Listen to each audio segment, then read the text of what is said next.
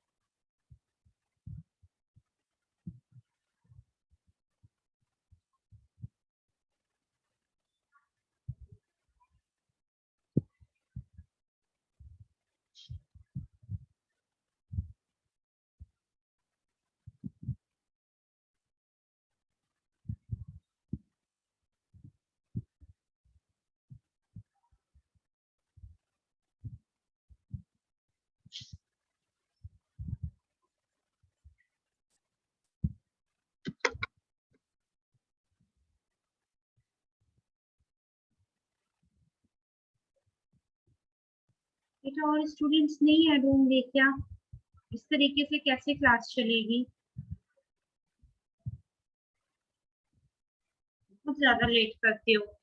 एक बार अपने class group पे मैसेज करो।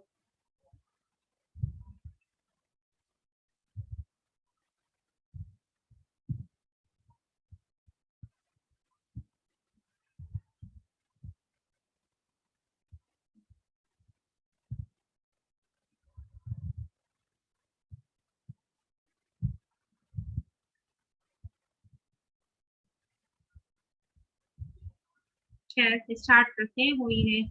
हमने लास्ट जो क्लास की थी उसमें इंटरनल कैपेबिलिटीज तक बात हुई थी हमारी। नेक्स्ट अब हमारा है process of internal analysis. Process of internal analysis में क्या है? प्रोसेस जैसा कि नाम से ही पता लग रहा है, तो स्टेप बाय स्टेप कुछ कोई प्रोसेस है। ये एक जो भी ये प्रोसेस है ये एक सिस्टम की तरह काम करती है, तो इसकी कुछ स्टेप बाय स्टेप प्रोसेस होती है ये, ठीक है? जिनमें मतलब सीक्वेंस वाइज हम वो सारे स्टेप्स फॉलो करते हैं, ठीक है? तो सबसे पहला है आइडेंटिफिकेशन ऑफ की स्ट्रेटेजिक फैक्टर्स। तो सबसे पहले जो भी हमारी फॉर्म के लिए स्ट्रेटेजी वाइज जो भी की फैक्टर्स हैं, जो हम फॉर्म के with in the form internal analysis कर रहे हैं उस केस की बात हो रही है, तो हम सबसे पहले उन सारे फैक्टर्स को आइडेंटिफाई कर लेंगे। जब फैक्टर्स के आइडेंटिफिकेशन हो गया उसके बाद हमें अब क्या करना है कि जो भी हमारी स्ट्रेटेजिक इंपॉर्टेंस है रिगार्डिंग दो फैक्टर्स, उसका हमें आइडेंटिफिकेशन करना है।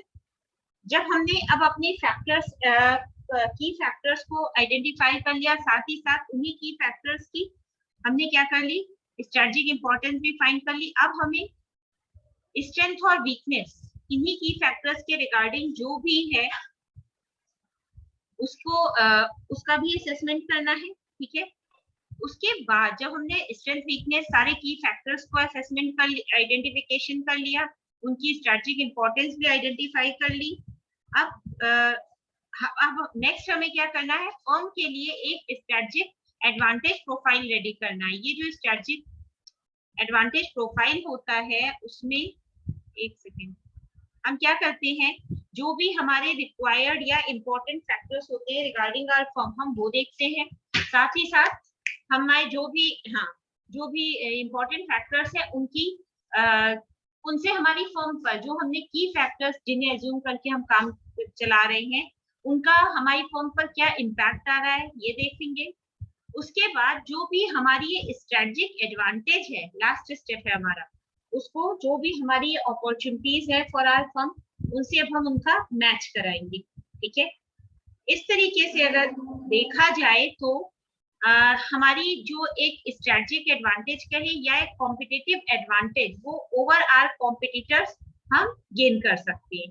तो ये हमारी थी बेसिकली इंटरनल एनालिसिस की प्रोसेस या स्टेप्स। ठीक है,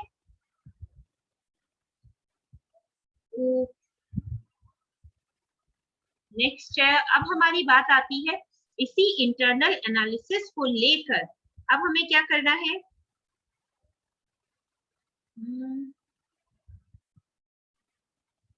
अब हमें क्या करना है कि किस कोई तो एक टेक्निक्स या वेरियस मेथड्स के थ्रू अब हमें जो अपने फॉर्म की इंटरनल एनालिसिस करनी है अब हम उस पर आते हैं। तो इसके लिए सबसे पहली हमारी एक ही, वैसे तो बहुत सारे मैट्रिसेस के थ्रू होती है, जो सबसे इंपॉर्टेंट होती है इसमें वो है हमारी वैल्यू चेन एनालिसिस जो कि पोर्टर ने दी थी। ठीक है, ये एक बहुत इंपॉर्टेंट मेथड है।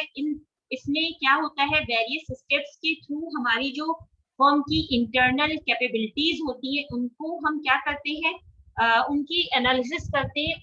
उस एनालिसिस से हमें क्या हेल्प मिलती है कि हमारी फर्म के लिए जो भी ऐसे फैक्टर्स जो हमारी फर्म के लिए यूजफुल फैक्टर्स हो सकते हैं for the growth of our firm वो हमारी सामने आते हैं और सामने आते हैं। साथ ही साथ हम उन फैक्टर्स जो कि कुछ ऐसे फैक्टर्स जिसके थ्रू शायद हमारी फर्म को लॉस हो सकता है उनको भी हमें कवर करना होता है।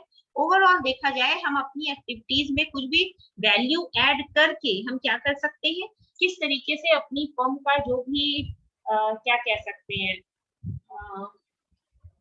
हमारी फर्म का क्या बोले, जो भी वो पार्ट जिसके थ्रू फर्म को अपने इनपुट्स या आउटपुट्स के थ्रू फर्म अपने जो भी वैल्यू प्रोवाइड करा रही है उसमें कुछ क्रिएटिव ऐड कर सकती है, वही हमारी वैल्यू चेन एनालिसिस कहलाती है। ठीक है, इस एनालिसिस में बेसिकली इसको दो पार्ट में डिवाइड किया गया था। ठीक है, तो पहली हमारी थी प्राइमरी एक्टिविटीज, जो दूसरा पार्ट डिवाइड किया गया उसे सपोर्टिंग एक्टिविटीज या ऑक्सिलरी एक्टिविटीज कहा गया। प्राइमरी एक्टिविटीज हमारी बेसिक जो कि नॉर्मली हम करते हैं कि हम अपने इनपुट को आउटपुट में कन्वर्ट करने की जो प्रोसेस होती है वो सारी हमारी जो बेसिक 5 स्टेप्स होते हैं वो हमारे प्राइमरी एक्टिविटीज में आते हैं। लाइक इस फिगर में आप लोग देख रहे होंगे कि सबसे पहला है हमारा इनबाउंड लॉजिस्टिक्स, नेक्स्ट है ऑपरेशंस मींस ट्रांसफॉर्मेशनल प्रोसेस जिसमें हम इनपुट को आउटपुट में या इनबाउंड लॉजिस्टिक को आउटबाउंड लॉजिस्टिक में कन्वर्ट कर रहे हैं। उसके बाद हमारा आउटपुट अब रेडी है तो अब हम उसे मार्केटिंग और सेल्स के लिए ले जा रहे हैं टू द मार्केट, और सबसे लास्ट में हम आफ्टर सेल्स सर्विसेज प्रोवाइड करा रहे हैं। ये जो 5 एक्टिविटीज होती हैं ये हमारी बेसिकली प्राइमरी एक्टिविटीज कहलाती हैं। सपोर्टिव एक्टिविटीज हमारी 4 दिख रही होंगी जिसमें कि क्या क्या है, फर्म का इंफ्रास्ट्रक्चर। ठीक है, इंफ्रास्ट्रक्चर बेसिकली फर्म की कैसे प्लान हुआ है, कैसे उसका सेटअप किया गया है, क्या क्या फिनेंसिंग सोर्सेस हैं। ठीक है, नेक्स्ट है ह्यूमन रिसोर्स मैनेजमेंट, फर्म में जो एम्प्लॉयज वगैरह है, जो भी एम्प्लॉयज है वो क्या उसी जो भी इनकी मीन्स उनका काम करने का तरीका। ठीक है, नेक्स्ट टेक्नोलॉजी डेवलपमेंट मीन्स जो फर्म का R&D डिपार्टमेंट है वो किस तरीके से टेक्नोलॉजी के पार्ट पर कैसे खुद को अपडेट कर रहा है। ठीक है, नेक्स्ट है हमारा प्रोक्योरमेंट। प्रोक्योरमेंट में हम क्या करते हैं, जो भी हमारी बेसिकली फर्म के इंफ्रास्ट्रक्चर को लेकर प्रॉब्लम है, प्रॉब्लम कहें या फिर ये कह सकते हैं कि जो भी प्रॉब्लम्स या उनपे सिर्फ प्रॉब्लम्स ही नहीं, प्रॉब्लम्स के रिमूवल के लिए भी जो हम काम कर रहे हैं वो सब कुछ हमारा आता है। ठीक है, तो प्रोक्योरमेंट में ये आ गया। तो अब अगर और उसके बाद जो ये प्राइमरी और सपोर्टिव एक्टिविटीज होती है इनके बीच जो गैपिंग होती है उसे ये एक आप राइट साइड में मार्जिन देख रहे हो उससे कवर किया जाता है। ये जो हमारी वैल्यू चेन एनालिसिस थी ये पोर्टर ने दी थी। बेसिकली इस एनालिसिस को प्रोपाउंड या इसका इन्वेंशन करने का एक मोटिव सिर्फ और सिर्फ ये था कि फर्म किस तरीके से इस टाइप के एनालिसिस के थ्रू अपने रिसोर्सेज का असेसमेंट कर सकती है, और इन रिसोर्सेज के असेसमेंट के साथ ही साथ किस तरीके से अपनी स्ट्रेंथ और वीकनेस पे काम करके अपने लिए अपॉर्चुनिटी, अपनी आने वाली या जो उसको अपॉर्चुनिटीज और थ्रेट्स हैं उसके लिए किस तरीके से रिसोर्सेज के असेसमेंट में के बाद अपनी अपॉर्चुनिटीज और थ्रेट्स को अपनी स्ट्रेंथ में कन्वर्ट कर सकती है। ठीक है, नेक्स्ट इस तरीके से ये थी हमारी वैल्यू चेन एनालिसिस। इसी के बाद जो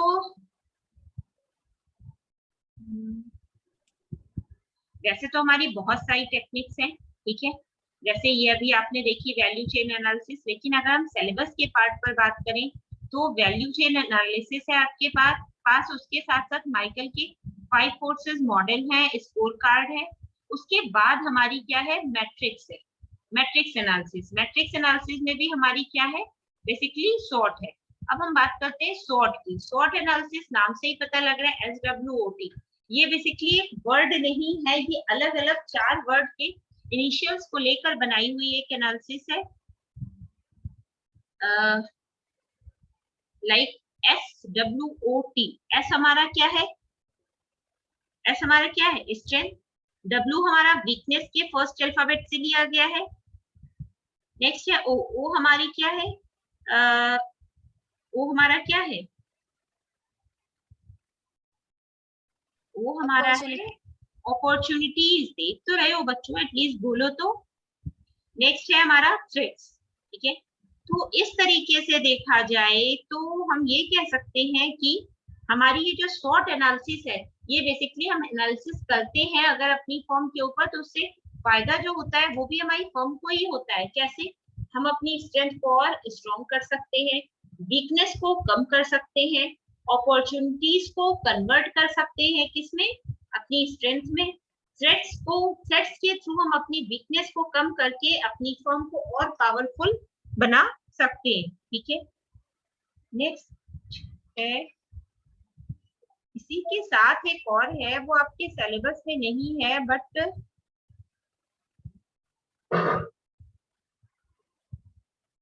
अच्छा इसमें है नहीं, एक और मैट्रिक्स है जिसे हम कहते हैं BCG मैट्रिक्स। BCG का फुल फॉर्म होता है जिस ग्रुप के थ्रू या जिस पर्सन ने ये मैट्रिक्स प्रोपाउंड की थी या इन्वेंट की थी, उसी के ही नाम से है, बोस्टन कंसल्टेंसी ग्रुप, इसके नाम से ही BCG मैट्रिक्स शॉर्ट में कही जाती है। BCG में देखो होता क्या है, हमारी ये 2x2 की 2x2 मीन्स 2 रोज 2 कॉलम्स की एक मैट्रिक्स होती है। इसमें इस मैट्रिक्स में हमें क्या करना होता है, हमारे पास 4 बेसिक क्राइटेरिया होते हैं जिसके अकॉर्डिंग हमें क्या करना होता है, किसी भी फॉर्म की मैट्रिक्स को जनरेट करना होता है। अब फिलहाल हम बात कर रहे हैं मारुति कंपनी की। मारुति कंपनी का नाम सबने सुन रखा है, ये ऑटोमोबाइल इंडस्ट्री की एक वेल रिनोन्ड कंपनी है, जिसमें से बहुत सारे 4 व्हीलर्स क्या होते हैं, मैन्युफैक्चर होते हैं।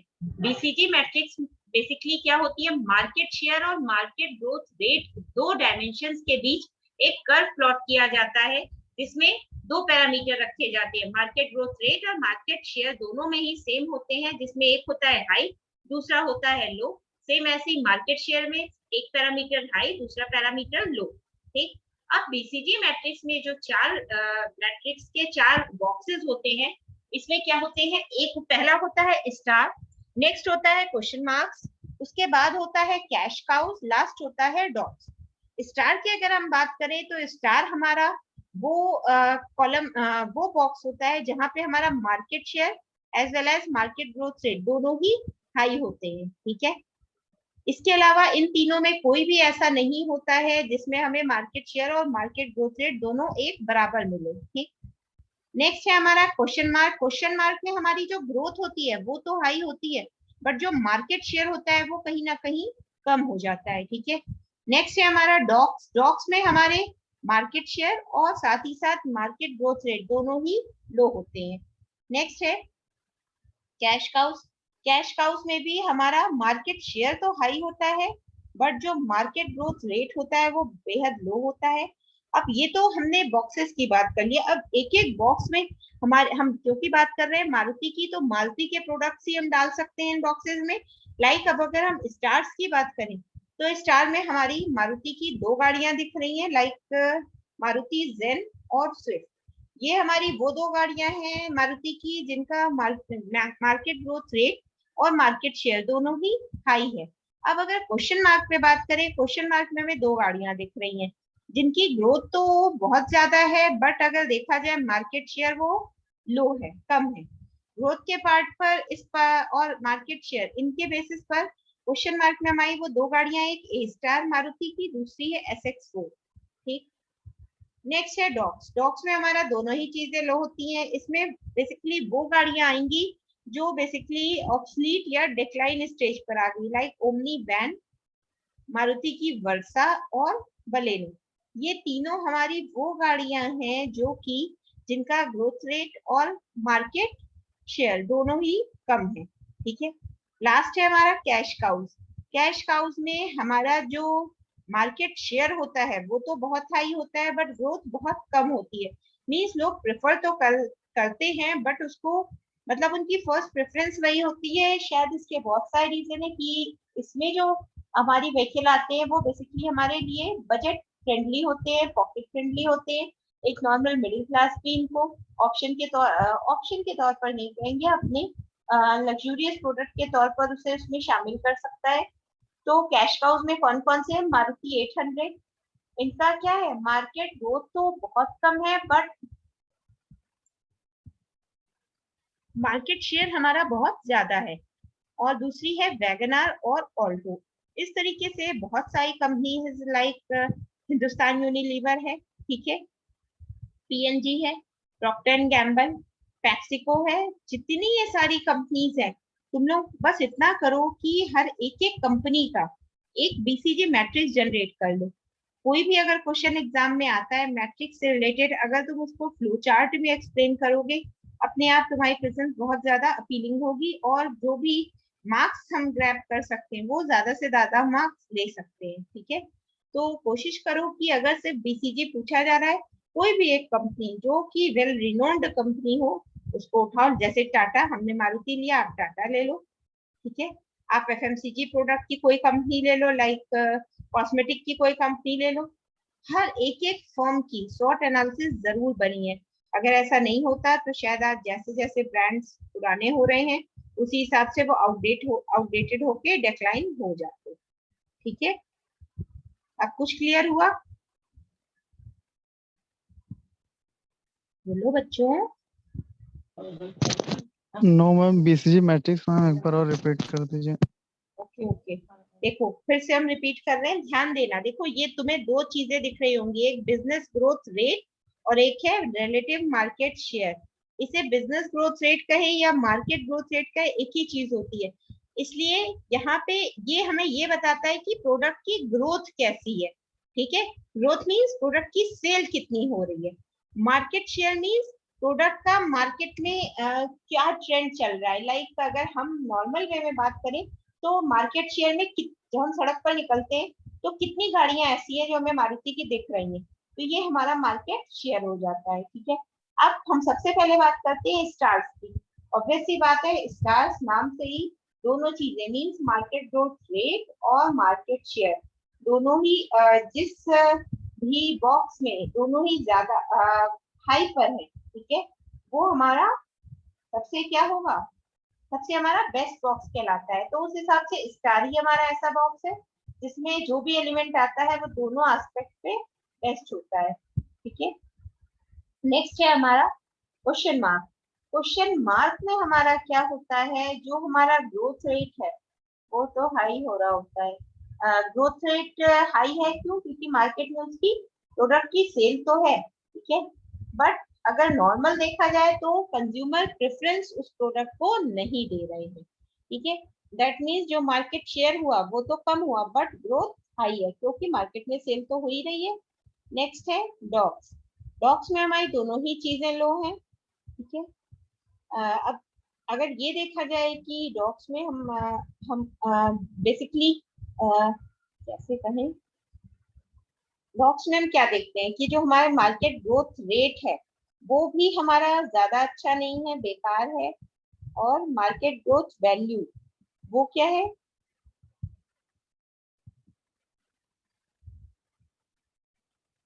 अच्छा, मार्केट ग्रोथ रेट हमारी क्या हो गई, लो हो गई। और साथ ही साथ जो भी मार्केट शेयर था वो भी क्या हुआ,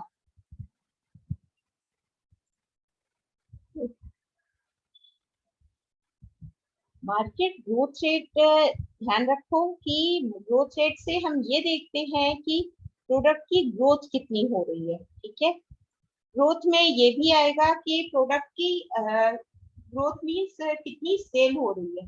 बट अगर मार्केट शेयर की बात करें उसमें सेल कहीं भी नहीं आती है प्रोडक्ट की। उसमें बस ये है कि प्रोडक्ट किस तरीके से, क्या बोले, एग्जैक्ट वर्ड नहीं, हाँ, प्रोडक्ट की सेल कैसी हो रही है, ठीक है। और ग्रोथ क्या है उससे कोई मतलब नहीं, हमें प्रोडक्ट की सेल देखनी है। ग्रोथ तो अपने आप हमारे पास फाइनल ईयर का जो फाइनल जो फाइनली हम सबमिट करते हैं अपनी सेल्स के बेसिस पर, उस डेटा से भी हमें पता लग जाता है अपनी ग्रोथ रेट अपने फर्म की। और साथ ही साथ ये भी पता लगता है कि मार्केट शेयर हमारी फर्म के प्रोडक्ट का कितना है। कैश काउज में क्या होता है, मार्केट शेयर तो ज्यादा होता है बट ग्रोथ जीरो हो जाती है, ठीक। ऐसा इसलिए भी है क्योंकि क्या कह सकते हैं कि कैश काउज में हमारा सिर्फ और सिर्फ मार्केट शेयर हाई रहता है, ठीक है। मींस सबसे ज्यादा सेल्स, सबसे ज्यादा मार्केट शेयर इन्होंने ही बिगाड़ रखा है, ठीक है। इस वजह से भी, क्योंकि बिगड़ा तो वैसे डॉक्स की वजह से, क्योंकि इसमें जो भी प्रोडक्ट आएंगे वो कहीं ना कहीं अपनी डेक्लाइनिंग स्टेज तक ही आ रहे हैं, ठीक है। अब क्लियर हुआ? Yes ma'am.